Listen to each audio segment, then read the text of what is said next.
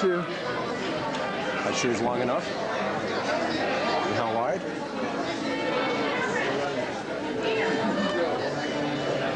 And how heavy is it? You taking Zelda?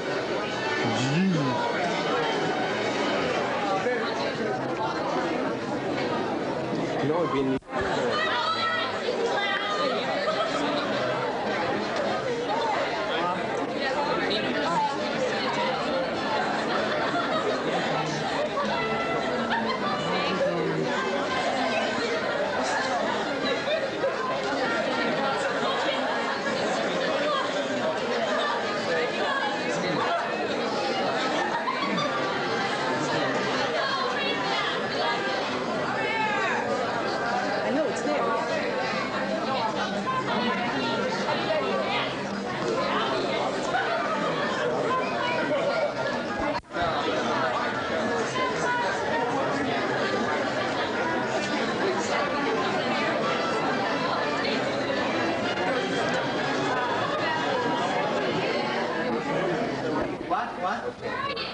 Who am I?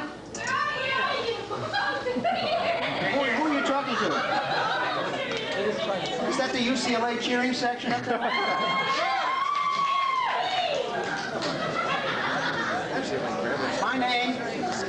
My name, in case anybody cares, is Jack Ellenson. I'm one of the producers of One Day at a Time.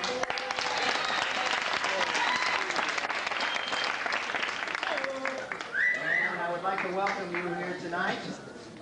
We have other producers on the show. We have more producers on this show than any show on television. That's why it's such a good show. Our other producers happens to be our director also, Alan Rapkin, who has directed all of the brilliant writing, producing team who have been with One Day at a Time ever since show one, Dick Bensfield and Perry Grant. They're asking when you can come up to the booth, but whatever you can get here is better.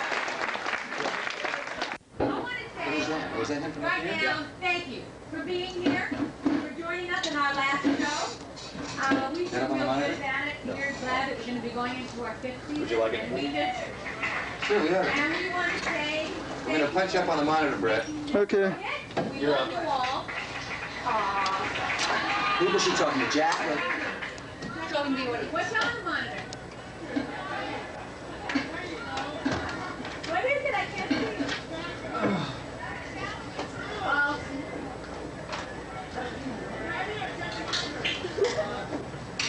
Because we've never done this before. There's a cameraman up in our control booth with a handheld camera, and if I introduce everybody, There's a couple of really bad, noisy kids. You see the Wild photo high up school there? cheerleader types. Yes, Pat Harrington, ladies and gentlemen.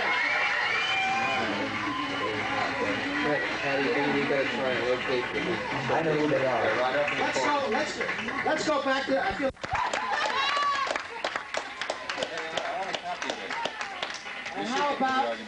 And how about Selig Frank, our associate producer? We are worse than the cheapest actors in the world. Eisenberg's our technical director. Pat Fisher, our associate producer, production assistant.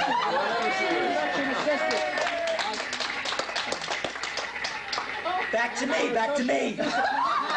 Up there. Where's No, No, not here. She's at Nightcliff? Okay. Yeah. And how about Lois Samuels? Is she up there? She's there. Lois Samuels up there? Maybe she favored us with a song. What about Lillian Coriasco? She up there? No. And what about Alicia Rinaldi? No. How about Ross? Yes. Ross, are you up there? Terry and Dick are up there. That's up in Colville. We've never done this before. Shown the people behind the scenes. You are the shabbiest. Diana, put your clothes on. This Sunday, starting this Sunday, One Day at a Time will be on immediately following All of the Family at 8:30. Yeah. What about Holly? What about Holly? We haven't shown Holly yet. The show's going to appear on our first Sunday spot because we're proud of the show. It's all about, it's a big thing about Barbara's graduation from high school. And another big thing is for the first time at One Day at a Time, we introduced the character of Anne Romano's mother, Grandma Romano, played by Nanette Fabre. And she's with us tonight. Is this going out to the monitor? Nothing else sounded right. We'll get it something.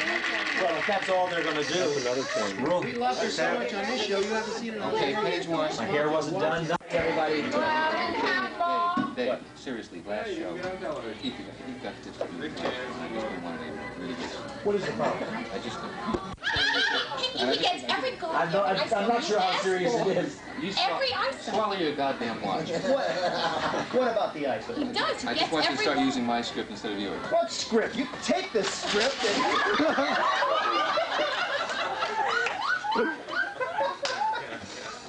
We missed it. We missed it. God damn it, Benfield. We missed you completely. Okay, we're doing our own show up here, Patty. You rolling? Read the slate. Thank you for speaking. Shame she has no sense of humor these days. 62 is next. And he just coughed himself right off his Two. perch and just fell into his bird bath. 68 on one next. Drowned? 61. Well, that was your grandfather's 61 on one story. next. But that bird was dead before it ever hit the water. Oh, 62 that on was a three next. clear-cut case of murder by cigar. Bird is better We're all first gonna audience. sit. Well, of course not. Don't be silly. There's just gonna nothing sit on to you. tell. She's gonna sit. Ann will sit on the I other left side. him, that's all. And then sits on the arm. You left him because of Tweety?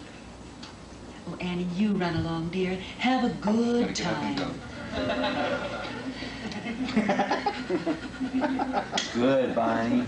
63 on one is next.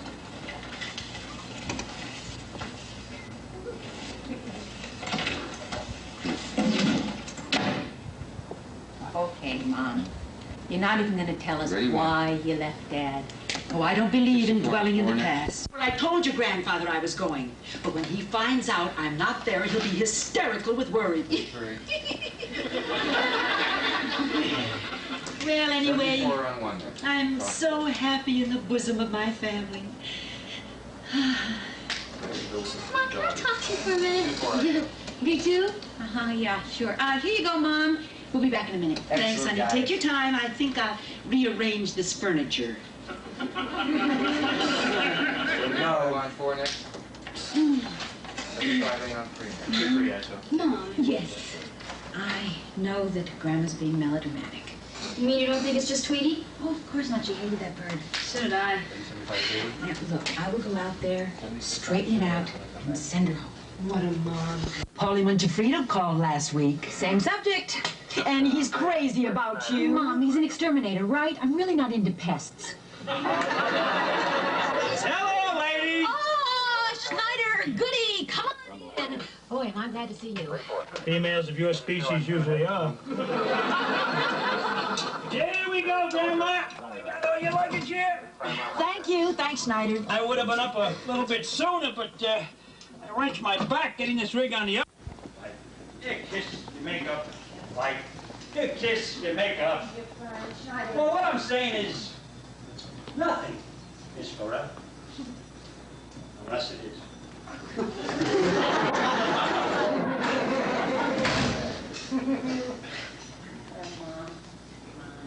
Why don't you give Dad another chance?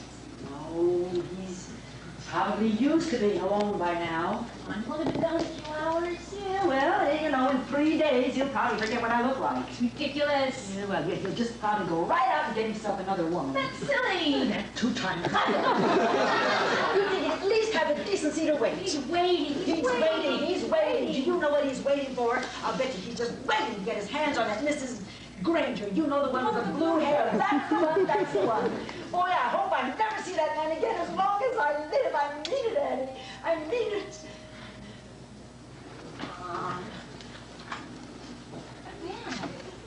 Patty, I'm leaving your mother.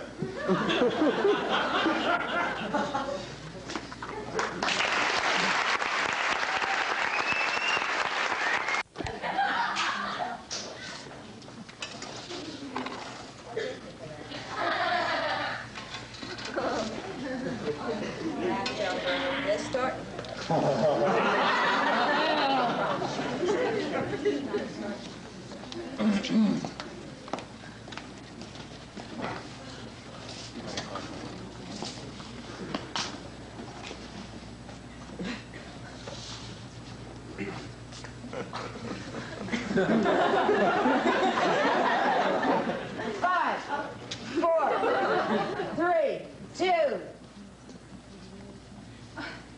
Dad? You met Mom. That reminds me, if your mother calls, tell her you don't know where I... 5, 4, 3, 2. Dad? You've met Mom. That reminds me, if your mother calls, tell her you don't know where I am.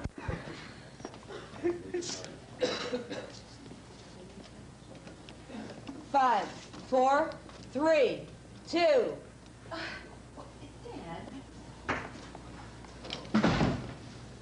You've met Mom.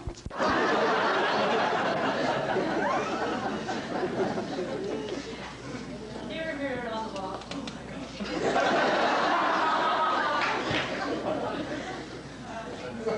5, 4, 3, 2.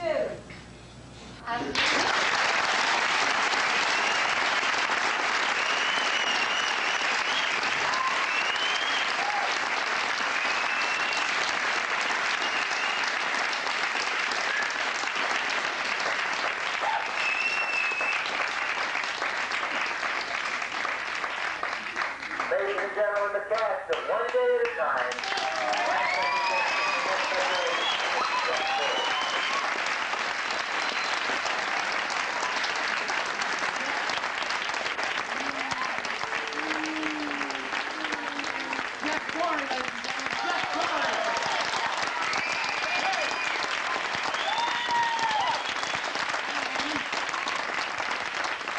The lovely young talented girl who played our singing messenger, Melanie Magruder.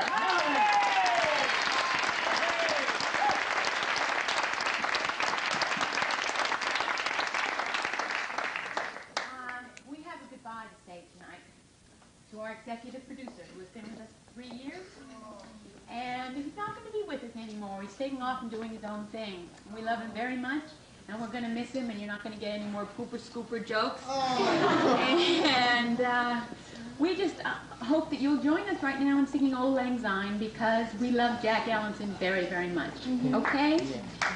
Should old acquaintance be forgot and never brought to mind? Should old acquaintance be forgot and days of Old Lang Syne? Old Lang Syne, my dear, for Old Lang Syne. We'll drink a cup of kindness yet for Old Lang Syne.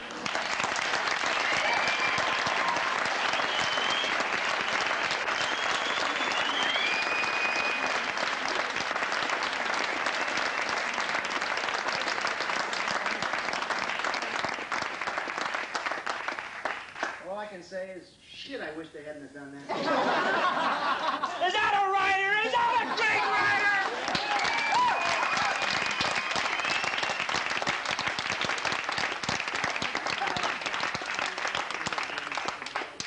I'm leaving, but I'm leaving such a solid setup here. You got Dick Bentsville and Perry Grant, who have made this to the work for 4 years. We have a dynamite writing staff. Yes. Bud Weiser, Diane and Julie Kirgo, and Bob Goldberg. You got Alan Rafkin, and you got all the people in the booth. Valerie, Pat. Oh, that goes without saying. And I just want to say the show that you just saw taped, you can see on the air April 8th on Sunday night, right after All in the Family. Yeah. Thank you very much, ladies and gentlemen.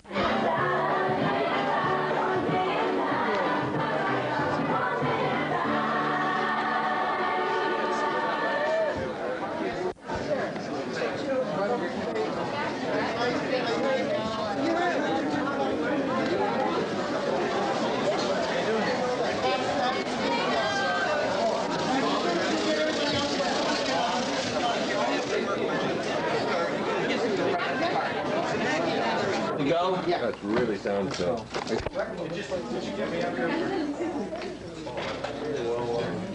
up to you, then. Whatever you want to do.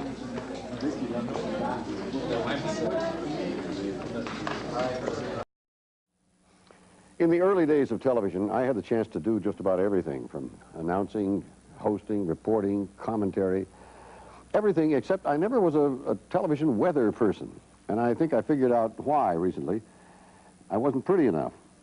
Television has grown up over the years, and now to be a TV weather forecaster, you don't need to be a pretty face. You need personality. And if you just happen to be a meteorologist also, nobody's going to hold that against you. Up on One Music. They're presented as part of a news package, but actually they can be the biggest star of the team as they tout their credentials. Meteorologist Don Novak has earned the American Meteorological Society seal of approval. Go for the joke. 1,000. Ought to be finished by now. We can fry an egg in Tiger Stadium. Or the outlandish. In Columbia. But eventually they all get down to There business. it is, just east of Boston, with snow to the west of... The strength of a forecaster's appeal can help make a station #1 in local news. Research has shown that the two areas in local news that most interest the audience are medical news and the weather. They do want to know how to dress for work the next day, how to dress their children, and how to plan for their weekends. Talent agents such as Carol Cooper are sought out by stations because finding the right weather person is so important to them. I think there are three things that you have to consider in weather. One is humor, one is warmth, and one is knowledge. And there's always going to be one of those three things that will be outstanding. The very warm person is your next door neighbor, the guy you trust, the guy you like, and he might have a little humor, but his warmth is the key. The meteorologist, on the other hand, particularly in cold climates or severe weather or farm areas where weather is real important, you might have a more serious meteorologist who will rely very little on humor. Here in Los Angeles, where the average yearly temperature is 75 degrees and the rainfall just over 14 inches, there isn't a whole lot to be said about the weather. But while the climate is temperate, a TV weather person has to be hot, because the annual worth of each rating point on the early news is just under $2 million. KABC-TV, Los Angeles. With so much at stake, the emphasis at the top three stations here is on personality, not meteorology. KNBC has a resident comedian, Fritz Coleman. Fritz said it would rain. Fritz said it would rain. At KCBS, Kevin O'Connell is your friendly next-door neighbor. I have to tell you, in over 30 years, Minnie, you look younger than ever. And the venerable institution of L.A. weather is Dr. George, a former science teacher. His Ph.D. is honorary, but his knowledge is hard-earned. 10% chance of light show. 10%? You know what that means? 90%, no rain at all. All right. His combination of humor, warmth, and knowledge has made him the area's leading weather personality. I am trying to convey information. You know who it affects the most, of course? Construction people, truck drivers, working people who have to work out in the weather, and they, to me, are the most serious viewers of all. And I live in fear of giving out misinformation. I still want to be El Professor, the fellow who has the information and knows how to communicate one-on-one and present that information to them. Along the Pacific coast, it's I can't see. In the high-tech world of TV weather graphics, you have to learn to talk to a blank wall in order to communicate that information to an audience. One of the few trade schools with sophisticated equipment, the Specs Howard School of Broadcasting in Detroit, teaches this technique. Students are taught how to watch a monitor with a reverse mirror image of themselves projected over a map. Here in Michigan, we have a... Where do you go to get out of there? They must train the left hand to know what the right hand is doing, and at the same time ad-lib the information from the National Weather Service. Plus, they are supposed to make it look easy. And I'd like to take a look at the Michigan map, if I can. There we are, and I'm right in the middle of the whole state. It wasn't always so complicated. Hi there, how are you? Been waiting all day to see you. In the early 50s, weather reports were separate 5-minute shows within the newscasts and gold mines for advertisers. Sex appeal found a home in the Weather Corner. The marriage of show business to science had begun. Carol Reed was one of the first weather girls. The forecast was committed to memory except for the readings. Little red markings that couldn't be seen on the black and white sets at home were chalked over during the broadcast. As long as the sales curves remained, so did the weather girls. Good night, and have a happy. The weather set soon became the new Schwab's drugstore, the place to be discovered. Raquel Welch, 1960 in San Diego. Diane Sawyer, 1967 in Louisville, Kentucky. And Mary Fran, who now stars opposite Bob Newhart, got what she calls her first acting job in 1963 in St. Louis. The only requisite you had to have to be a weather girl was to absolutely know nothing about the weather and be blonde. I used to race outside and look at the weather and race back in. And we would be going on the air live and they would be counting it down. 5, 4, 3. I would zoom in and I would say, folks, it's raining. What can I tell you? Since the era of the weather girls, Shirley Barish has matched the right person to the right station. Yeah, in 25 years, you've represented a lot of people. I understand even Pat Sajak's tape came across your desk. Oh, yes, and unfortunately, I couldn't get him arrested. High pressure will hold. We can Starting with the host of the Wheel of Fortune, we asked Shirley to use her expertise and look at tapes that we brought her of some very familiar faces. And this is his gimmick. Hello. How are you? Nice to see you. Realize under the laws of Tennessee, we are now legally married, young lady. If I had had this tape, I would have found him probably more placeable than with the tape I had. So now, Suzanne Summers, this, of course, was an audition tape. The warmest part of the country today was Miami Beach, Florida, with suntan temperatures of 96 degrees. That's really hot. Unfortunately, I would probably write her a sorry letter and tell her to go to a small market and get a couple of years under her belt and then send me another tape. You're not going to believe this.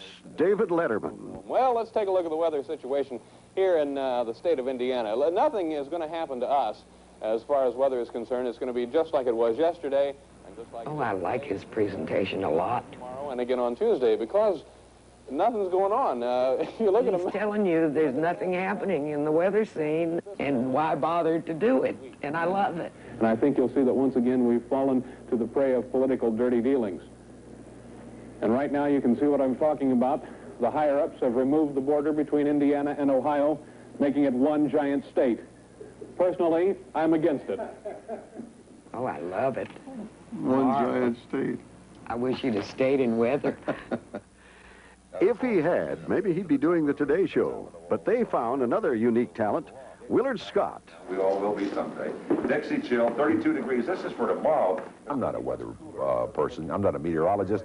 I'm really almost hardly a weather reporter. I'm a performer. I'm an entertainer. I'm a public relations man, and I've never made any bones about that. One of the things I think the Weather Service has always loved and adored me for is I give them credit for everything. The Weather Service. There wouldn't be a TV forecast without it. I think what we're looking at here is another storm coming through the northeast now. How the National Weather Service in Washington makes its predictions is based on a recipe that's part science, 500 millibar heights are rising in that part interpretation. So I think we should bring the snow area further south. How about through northern Pennsylvania? And a little guesswork. What about New York City? New York City would be touchy. The thickness is a might little be too bit warm this time along the coast, and we'll put a borderline right through the northern suburbs. That ridge is... If you were to sit at home, flip the channels, and check the different weather reports, you would often find the same predictions. That's because everyone starts from the same base of information, the National Weather Service. That base of information is taken one step further in Minneapolis-St. Paul, where each of the top 3 stations has its own staff of meteorologists. It's a TV weather war fought with credentials and technology because weather here is serious business. Folks face 50 days a year of life-threatening conditions. We can show off all of the gadgets and gadgets that we have and give the best forecast that's possible. Those gadgets and gadgets make KSTP the biggest spender with $1 million in equipment, an investment that rivals had to counter. TV station KARE bought $500,000 worth and hired meteorologist Paul Douglas. But even here, for all the emphasis on science and technology, showbiz is part of the forecast. Douglas calls this the backyard. The backyard is an attempt to have the weatherman out in the weather where he belongs, the weather he predicted or did not predict. And it still helps to get lucky. This past summer, when a small tornado hit the northern suburbs, KARE saw it first. But it wasn't their investment paying off. The twister was spotted from their traffic helicopter. We're about 3/4 of a mile from the actual touchdown at this time. This is really spectacular. In fact, none of the local TV meteorologists saw the tornado on their radar. Why? It struck minutes before airtime, and no one was watching the scopes. So if the story behind the TV forecasts is communicating, part science, part interpretation, and a measure of luck, how do we decide which weather person is best? Well, experts tell us that it all comes down to this. The one you like is the one you trust.